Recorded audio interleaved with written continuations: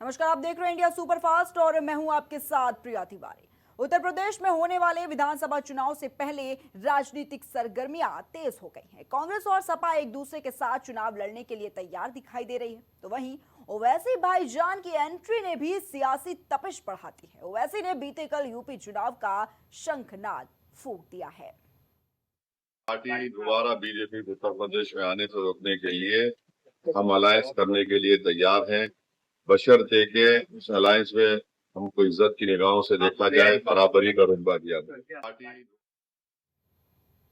वहीं बीते कल बहराइच से यूपी चुनाव का शंखनाद कर दिया गया और ऐसा किया कि एक विशेष समुदाय की राजनीति करने वालों का मीटर ही बढ़ गया है। मैं आपसे वादा कर रहा हूं कि इंशाअल्लाह ताला मटेरे में, बहरेच में और पूरे उत्तर प्रदेश में हम अपनी इत्तेहाद की ताकत पर पूरा गेम बदल देंगे। पूरा गेम बदल देंगे इंशाअल्लाह ताला। और अपने सेल फोन की लाइट खोलकर दिखा दो कब के बाद उत्तर प्रदेश में मजलिस का परचम लहराएगा इंशाअल्लाह ताला। बहराइच की मटेरा विधानसभा सीट से शौकत अली को प्रत्याशी बनाते वक्त ओवैसी ने खास अंदाज में इजाजत दी। साथ ही उन्होंने मजहबी नारे लगाकर वहां माहौल भी बना डाला।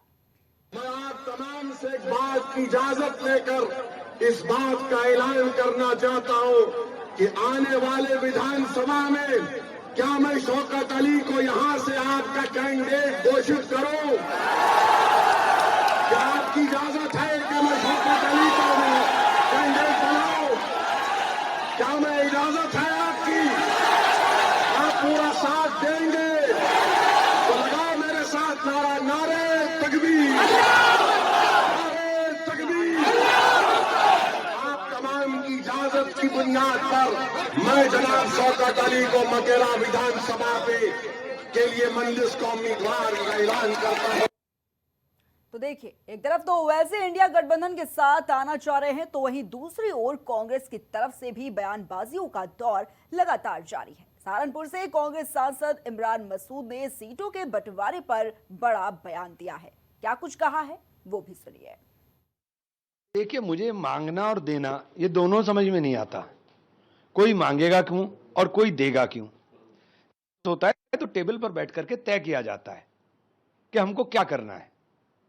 इन शब्दों के ऊपर मुझे एतराज है। आज के माहौल के अंदर, आज के परिप्रेक्ष्य में अगर आप देखें तो जिस तरीके से लड़ाई राहुल जी लड़ने का काम कर रहे हैं, मैं बार बार कह रहा हूं कि बंगाल के बाद अब सोचने का समय नहीं है, अब एकजुटता के साथ लड़ाई लड़ने का समय है। अब इस प्रकार के शब्दों को इस्तेमाल ना करें कि हम एक दूसरे के ऊपर दूसरे को आहत करने का काम करें। देखिए, मुझे मांगना और ये दावा कहीं ना कहीं अखिलेश के अरमानों पर पानी फेर सकता है, क्योंकि अखिलेश यूपी में अपने स्तर से तैयारी करते दिखाई दे रहे हैं। तो अखिलेश को कांग्रेस की सलाह, ज्यादा सीट की जगह जमीनी हकीकत समझे। हमारा संगठन ज्यादा मजबूत, पूरी मदद मिलेगी। जातीय सामाजिक समीकरणों को ध्यान में रखें। तो अखिलेश को कांग्रेस की यह सलाह है। कहा है कि ज्यादा सीट की जगह जो जमीनी हकीकत है उसको सबसे पहले समझने की जरूरत है। साथ ही यह भी कहा कि हमारा संगठन ज्यादा मजबूत है और पूरी मदद जो है वो आगामी चुनाव में मिलेगी। साथ ही यह भी सलाह है कि जातीय सामाजिक समीकरणों को जरूर ध्यान में रखें।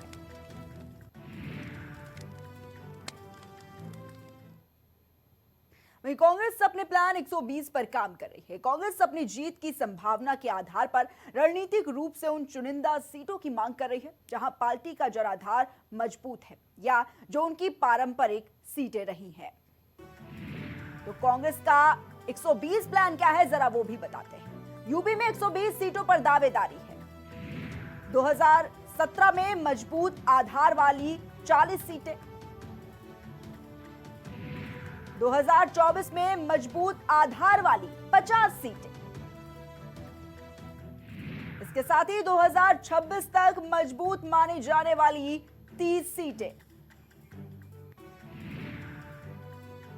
तो देखिए, कांग्रेस आगामी विधानसभा का जो चुनाव है उसमें 120 सीटों पर प्लान जो है वो कर रही है। 2017 में मजबूत आधार वाली उसकी 40 सीटें रही हैं और देखिए 2024 की बात करें तो मजबूत आधार वाली करीब 50 सीटें जो है वो रही हैं। साथ ही 2026 तक मजबूत मानी जाने वाली जो 30 सीटें हैं वो कांग्रेस की रही हैं।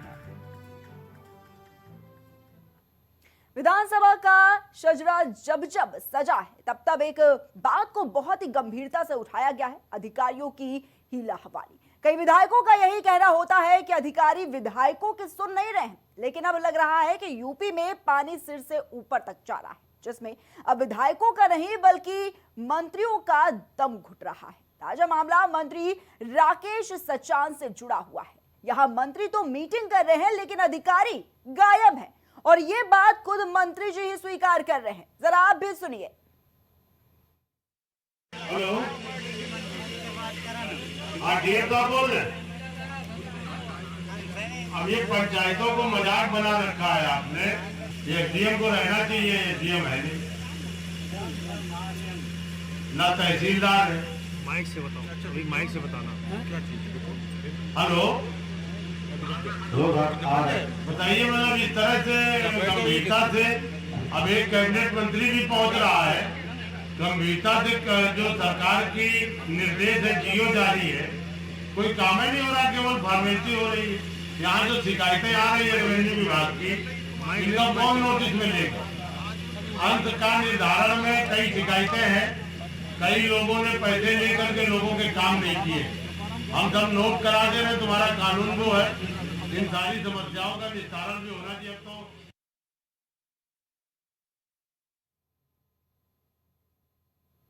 ग्रेटर नोएडा में जीएसटी विभाग के ऑफिस में उस समय अफरा तफरी मच गई थी जब विभागीय समीक्षा बैठक के दौरान नोएडा जोन के डिप्टी कमिश्नर वेद प्रकाश सिंह की तबीयत अचानक बिगड़ गई। जानकारी के मुताबिक एडिशनल कमिश्नर संदीप भागिया की अध्यक्षता में ये बैठक चल रही थी और इसी दौरान वेद प्रकाश सिंह असहज महसूस करने लगे। कुछ देर बाद वो बेहोश हो गए और उनको हार्ट अटैक आ गया। तो डिप्टी कमिश्नर की देखिए जो तबीयत है वो अचानक बिगड़ गई और उस दौरान वो बेहोश हो गए और उसके बाद ये सूचना मिली कि उनको अचानक से हार्ट अटैक आ गया, जिसकी वजह से अचानक उनकी जो तबीयत है वो काफी ज्यादा खराब हो गई।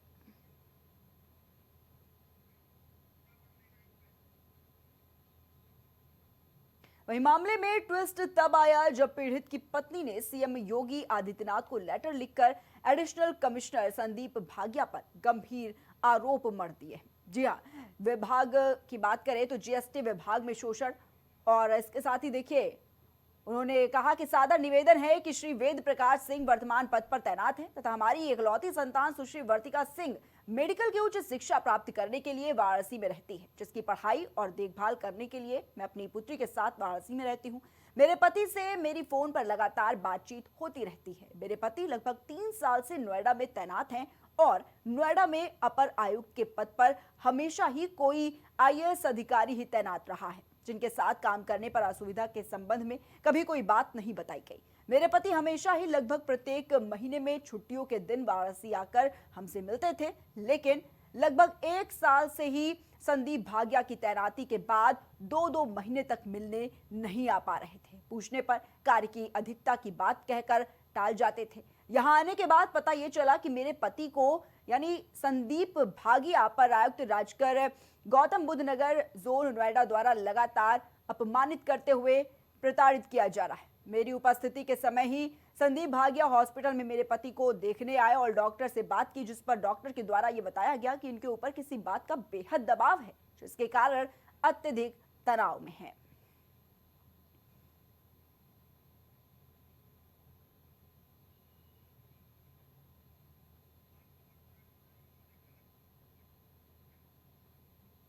ये बात करेंगे राजस्थान की। राजस्थान के बीकानेर के श्री डूंगरगढ़ क्षेत्र में सोमवार की दोपहर एक दर्दनाक सड़क हादसा हो गया। यहां एक कार और डंपर के आमने सामने की जोरदार भिड़ंत हो गई, जिसमें हरियाणा के एक ही परिवार के 6 लोगों की मौत हो गई, जबकि एक 2 साल की मासूम बच्ची गंभीर रूप से घायल हो गई है। हादसा राष्ट्रीय राजमार्ग 11 पर हेमासर फाटक के करीब दोपहर 2 बजे हादसा हुआ। जानकारी के मुताबिक टक्कर इतनी भीषण थी कि कार के परखच्चे उड़ गए और उसमें सवार लोग अंदर ही फंस गए। सूचना मिलने पर एम्बुलेंस टीम मौके पर पहुंची और स्थानीय लोगों और पुलिस की मदद से घायलों शव को बाहर निकाला गया। जानकारी के मुताबिक हरियाणा नंबर की कार में कुल 7 लोग सवार थे। सभी लोग हरियाणा के फतेहाबाद जिले के निवासी थे और एक ही परिवार से संबंध रखते थे और बिश्नोई समाज के आराध्य गुरु जंभेश्वर भगवान के समाधि स्थल के दर्शन कर वापस लौट रहे थे। तभी रास्ते में यह हादसा हो गया।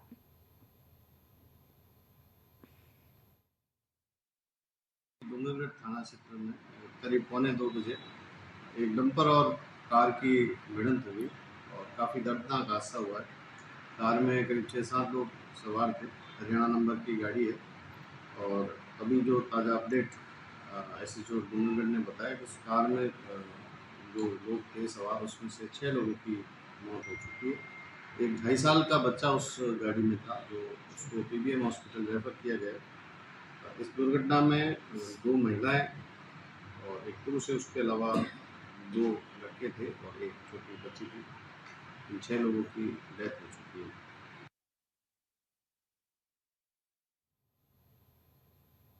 पीलीभीत से एक दिल को झकझोर देने वाली तस्वीर सामने आई है। यहाँ एक स्कूटी सवार युवती पर आवारा कुत्तों ने अचानक बेहद खूंखार हमला कर दिया, जिससे स्कूटी और युवती दोनों सड़क पर गिर गए। हमला इतना भयानक था कि जब तक युवती कुछ समझ पाती, कुत्ते ने उसे सड़क पर गिराकर बुरी तरह से नोचना शुरू कर दिया। तो देखिए, ये तस्वीर भी सामने आई है और इस तस्वीर में आप देख सकते हैं किस तरीके से जो कुत्तों का आतंक है वो देखने को मिल रहा है। और देखिए, एक स्कूटी पर सवार होकर ये महिला जा रही थी और कैसे एक कुत्ते ने अचानक से अटैक कर दिया और महिला गंभीर रूप से घायल हो गई। एक वीडियो भी देखिए इसका सामने आया है। इस तस्वीर में साफ देखा जा सकता है कि कैसे एक स्कूटी सवार युवती पर आवारा कुत्तों ने अचानक से बेहद खूंखार हमला कर दिया।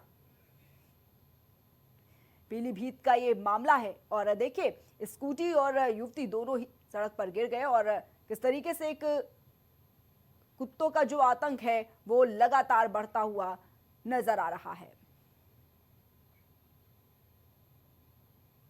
तो युवती की चीख पुकार सुनकर आसपास के लोगों ने बहुमुश्किल उसे कुत्ते के चंगुल से बचाया और अस्पताल में भर्ती कराया। स्थानीय लोगों का यह आरोप है कि शहर में आवारा कुत्तों का आतंक चरम पर है, लेकिन नगर पालिका की टीम इस गंभीर समस्या को लेकर पूरी तरह से लापरवाह बनी हुई है। मामला शहर कोतवाली क्षेत्र के चौक बाजार का है। भैया जी थी, मैं अपनी दुकान पर बैठा हुआ था। अचानक से एकदम एक स्कूटी से 2 लड़कियां थी, वो एकदम उसका क्या नाम है, एक कुत्ता आया था, उसने एकदम हमला कर दिया था। हम जब तक के लेकर के भागे, उसे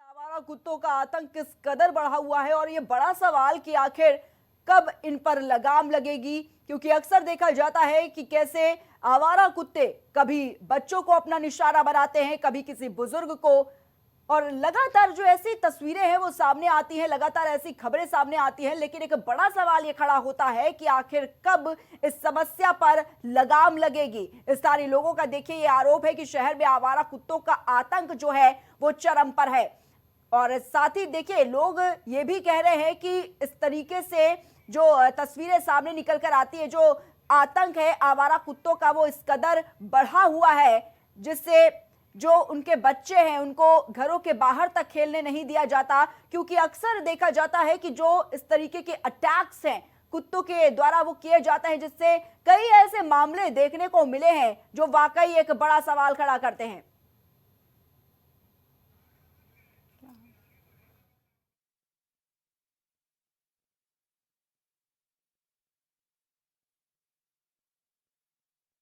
हिमाचल प्रदेश में प्री मॉनसून में भारी बारिश का दौर जारी है। सोमवार को शिमला के चौपाल, किन्नौर के निचार में भारी ओलावृष्टि हुई है। इसके अलावा मंडी जिले के गोहर और चेलचौक में भारी बारिश हो रही है। तो वहीं मौसम विभाग के मुताबिक 15 जून को कांगड़ा, कुल्लू, मंडी और शिमला जिलों में कुछ क्षेत्रों में गरज चमक, तेज हवाओं और ओलावृष्टि की संभावना देखने को मिली है, जिसको लेकर ऑरेंज अलर्ट भी जारी किया गया है।